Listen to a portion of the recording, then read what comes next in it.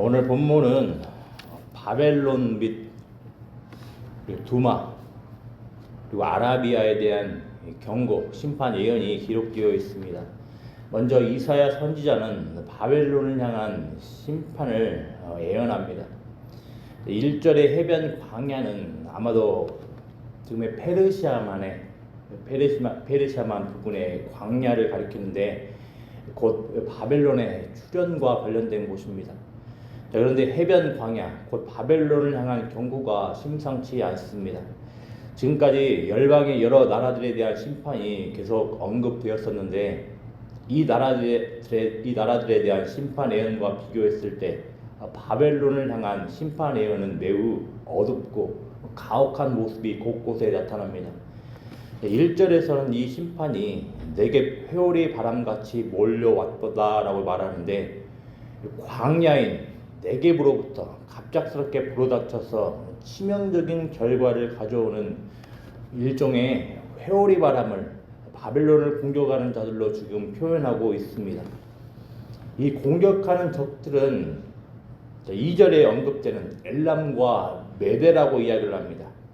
근데 이들은 일반적으로 바벨론과 동맹 관계에 있던 나라들이었는데 BC 539년경에 오히려 바벨론을 공격하여서 멸망으로 이끌게 한 나라였습니다. 엘람과 메대의 공격이 얼마나 급작스럽고 고통스러웠는지 이제 3절에서는 이 공격을 해산이 임박한 여인의 모습으로 표현하고 있습니다. 얼마나 이 심판이 가혹했던지 이사야 선지자는 4절에서 남유다를 괴롭힐 바벨론의 심판임에도 불구하고 마음이 어지럽고 두려움이 나를 놀랍게 하며 희망의 소광이 변하여 내게 떨림이 되었도다 이렇게 말을 합니다. 5절에 그들이 식탁을 베풀고 파수꾼을 세우고 먹고 마시도다는 이 말씀은 급작스럽고 가혹하게 임할 심판에도 여전히 잔치를 즐기는 바벨론의 태평스러운 인식을 보여준다 할 수 있을 겁니다. 그리고 이제 6절부터 9절에서는 하나님께서 이사야 선지자를 파수꾼으로 세워서 바벨론을 심판하는 그 도구로 사용될 그 마병대를 보게 되거든 보고하라고 하시는데 이 마병대를 통하여서 철옹성 같은 바벨론이 무너지게 됨을 결코 무너지지 않을 것 같던 바벨론이 이제 무너지게 됨을 선포하는 겁니다. 특별히 바벨론과 연관된 우상 신상들이 9절에 나오는 이 우상 신상들이 무너지게 됨을 선포합니다. 마지막으로 10절을 통해서는 이 바벨론이 추수 때의 곡식처럼 철저하게 짓밟히고 타작될 대상이라고 언급을 하면서 이사야 선지자는 이 예언을 마치는데 특별히 이 예언의 심판이 누구로부터 비롯되었다고 이야기를 합니까? 네, 이스라엘의 만군의 하나님 여호와께로부터 비롯되었음을 경고하는 겁니다. 강조하는 겁니다. 우리는 이 바벨론의 심판으로부터 여러 가지를 배울 수 있겠으나 특별히 이 세상의 흥망성쇠가 바로 여호와 하나님의 통치에 의해 결국 결정됨을 알아야 하겠습니다. 사실 이 바벨론을 향한 심판 예언이 BC 539년인지 아니면 그 이전에 그 바벨론의 어떤 치명적인 공격을 가했던 어떤 때인지는 확실치 않습니다. 하지만 중요한 것은 어찌됐든 강성했던 바벨론은 심판당한다라는 겁니다. 하나님의 백성 유다를 괴롭히고 유혹했던 바벨론은 결국 심판당한다라는 겁니다. 어찌나 이 바벨론이 강대한지 우리 요한계시록을 보면 강력한 세상을 대변하는 자들로 이 바벨론이 애굽과 함께 언급됨을 우리는 보게 됩니다. 그만큼 바벨론은 역사상 아주 강대한 제국 중에 하나였습니다. 얼마나 강대했는지 이들이 멸망당하는 걸 생각하기 어려울 정도였습니다. 이들이 멸망당한다는 것은 매우 충격스러울 정도였던 겁니다. 하지만 중요한 것은 결국 이 세상에 어떠한 강대한 나라라도 결국 망한다라는 겁니다. 이 세상에 영원한 나라는 없는 겁니다. 오직 열방의 흥망성쇠는 하나님의 손 안에, 하나님의 통치 안에 있을 뿐이라는 겁니다. 오직 하나님의 통치가 있는 나라만이 영원한 것입니다. 이 바벨론으로 대변되는 세상이 지탱하고 의지하는 것들은, 특별히 어떤 사람들의 인식 가운데서는 마치 신처럼 정말로 우리에게 많은 힘을 주고 또 많은 능력을 줄 것처럼 보여주는 이 대상들 또한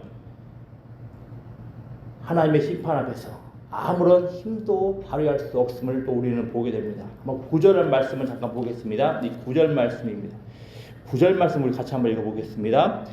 보소서 마병대가 쌍쌍이 오나이다 하니 그가 대답하여 이르시되 함락되었도다 바벨론이여 그들이 조각한 신상들이 다 부서져 땅에 떨어졌도다 하시도다. 아멘. 자, 이렇듯 심판 앞에서는 세상의 모든 우상들은 그저 조각한 생명 없는 신상들임이 드러나게 됩니다. 바벨론 사람들이 신으로 여겨서 조각한 그 신상들은 위기 앞에서 결정적인 순간에 아무런 효력도 발휘할 수 없었던 겁니다. 각 사람의 성도들의 삶에 있어서도 마찬가지입니다.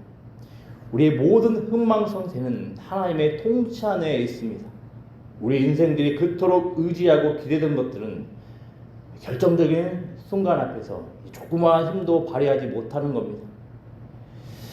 자, 우리가 이 사실들을 안다면 하나님께서 모든 흥망성쇠 가운데 모든 흥망성쇠를 통치하고 계시고 하나님의 손안에 모든 것들이 있다는 사실을 우리가 안다면 무엇보다도 우리의 흥황하는 모든 앞에서도 우리의 마땅한 모습은 겸손해야 한다라는 겁니다. 또 비록 성도를 압도하는 세상의 강력한 영향 앞에서 우리는 너무나 절망하거나 낙담할 수 없다라는 것도 우리는 알 수가 있습니다. 왜이겠습니까? 이런 모든 세상들을 하나님의 통치 가운데 하나님의 영광을 위하여 특정한 도구로 결국 사용될 것이기 때문입니다. 본문에 나오는 바벨론은 아수르를 남유다를 괴롭혔던 그리고 북이스라엘 멸망시켰던 아수르를 패망시켰던 하나님의 도구로 사용되었습니다. 또 오늘 본문에 나오는 이 바벨론은 또 엘람과 메대라는 하나님의 도구를 통하여서 또 패망합니다. 또 엘람과 메대 또한 마찬가지로 다른 나라를 통하여서 또 망하게 됩니다. 그러니 우리는 어떠한 순간이라도 어떠한 상황이라도 하나님 편을 선택해야 하는 겁니다.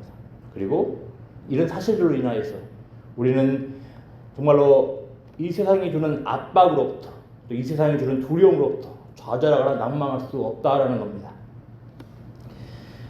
그리고 이제 11절부터 17절까지 나오는 두마에 관한 경고, 아라비아에 관한 경고가 나옵니다.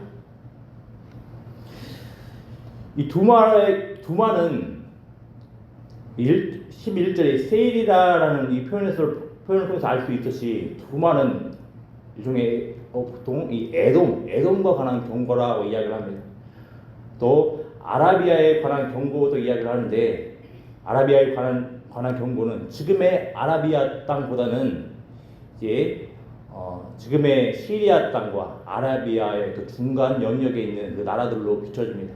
어쨌든 중요한 것은 13절부터 이제 11절부터 12절의 두마에 곧 에돔에 관한 심판 그리고 13절부터 17절에 보면 아라비아에 관한 심판 경고가 나오는데 분량이 바벨론에 비하면 매우 적습니다.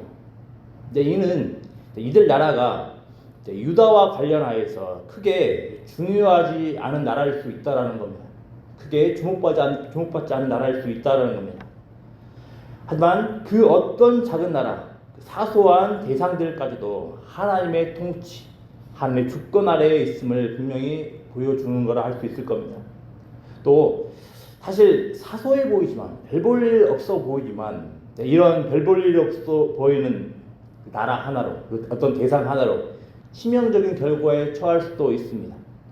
하지만 우리 하나님은 이런 조그마한 영역 가운데서 조그마한 대상 가운데서 이 조그마한 나라 가운데서도 관심을 가지시고 여전히 다스리고 계신다라는 겁니다. 따라서 하나님께서는 이런 사소해 보이는 이 조그마해 보이는 나라들까지도 다스리고 계시며 그 나라들의 흥망성쇠 가운데서 개입하고 계신다는 그 사실들을 안다면 우리는 사소한 영역 가운데서 이 조그만 영역 가운데서 하나님께 기도할 수 있다는 겁니다. 하나님께 기도할 때 별 볼 일 없어 보이는 이 조그마하게 보이는 이 영역 가운데서 하나님께서는 일하시고 또 하나님의 교회를 위하여서 성도를 위하여서 가장 복된 길로 유익된 길로 인도하신 거라는 겁니다. 성도에게 있어서 어떤 사소해 보이고 조그만 영역은 없는 법입니다. 그 사소해 보이는 영역, 조그마해 보이는 영역도 얼마든지 성도를 괴롭힐 수 있으며 치명적인 결과에 처하게 할 수 있습니다. 하지만 이렇게 사소해 보이고 조그만 영역 가운데서 결국 이 모든 것 또한 하나님의 통치 안에 있음을 우리가 안다면 이 하나님의 통치, 하나님의 주권을 인정하며 기도할 수 있는 겁니다. 이때 하나님의 주권을 인정하며 기도할 때 우리 하나님께서 일하시고 가장 복된 길로 인도하실 것을 믿으시길 바랍니다. 오늘 말씀들을 통하여서 결국 하나님께서 이 세상을 향한 이 나라를 향한 이 열방을 향한 흥망성쇠 모든 하나님의 통치 안에 있음을 우리는 보게 됩니다. 특별히 국가적으로도 또 세계 곳곳 가운데 나타나는 여러 가지 현상들로 인하여서 여러 가지 어수선해 보이고 혼란스러운 상황일 수 있습니다. 하지만 이토록 어수선한 상황, 혼란스러운 상황 가운데서 우리가 너무나 절망하거나 낙담할 수 없는 이유는 여전히 우리 하나님께서는 이 열방을 통치하고 계시고 이 열방의 모든 나라의 흥망성쇠 가운데 하나님께서 개입하고 계신다는 것입니다. 그러니까 이 사실들을 안다면 기꺼이 그 사실들을 아는 것에서 그치지 않고 이 하나님의 존전 앞에 나아가서 기도하며 하나님의 통치를 구하며 가장 복된 길로 인도해 주시라고 기도하는 것이 우리에게 필요할 줄 압니다. 이렇게 기도하면서 하나님의 복된 통치를 받는 우리 복된 광주 영광께 되기를 기도합니다. 기도하겠습니다. 아버지 하나님 오늘 말씀을 통하여서 열방을 향한 세상의 모든 나라를 향한 그 모든 세상의 흥망성쇠를 향한 하나님의 계획과 하나님의 통치하심을 보게 됩니다. 아버지 하나님 우리가 이 사실들을 알지인데 이 사실들로 아는 것에 그치지 않게 하시고 하나님의 통치 앞에서 우리가 겸손히 하나님께 나가 기도할 수 있는 복된 성도들을 낼 수 있도록 은혜 더하여 주시길 소망합니다. 아버지 하나님 참으로 답답해 보이고 혼란스러워 보이는 이 세상 가운데에서 우리 현실 가운데서 너무나 낭망하거나 좌절하지 않도록 인도하여 주시길 소망합니다. 여전히 비록 답답해 보이는 현실이라 할지라도 여전히 하나님께서 모든 흥망성쇠 가운데 개입하고 계시며 하나님께서 여전히 통치하고 계심을 우리가 인정을 하면서 이 사실들 앞에서 우리가 좌절함으로 또 절망하고 나아가지 않도록 우리를 붙들어 주시길 소망합니다. 아버지 하나님 또 간절히 원하고 바라기는 혹이라 우리가 우리 삶 가운데 정말로 태평한 모습들 또 흥황하는 모습들을 보이고 있습니까? 아버지 하나님 이런 현실들 앞에서 이런 상황들 앞에서 이런 모습들 앞에서 겸손할 수 있도록 은혜 더하여 주시길 소망합니다. 하나님 이 모든 흥황하는 모습도 또 우리의 모든 형통하는 모습도 하나님께서 우리에게 주셨음을 인정을 하면서 기꺼이 하나님 앞에서 겸손한 모습으로 살아갈 수 있는 복된 광주 영광교회 될 수 있도록 은혜를 다하여 주시길 소망합니다. 결국 이런 하나님의 통치를 인정하며 하나님 앞에서 겸손하게 살아갈 때 하나님께서 가장 복된 것들로 은혜를 주신 것을 인정하며 살아가는 복된 우리 영광교회 될 수 있도록 은혜를 다하여 주시옵시며 그리고 이런 고백과 이런 기도를 통하여서 이런 하나님의 놀라운 일하심과 선하심을 경험할 수 있는 복된 은혜가 있을 수 있도록 은혜 더하여 주시옵소서. 감사를 드리며 예수님의 이름으로 기도드리옵나이다. 아멘.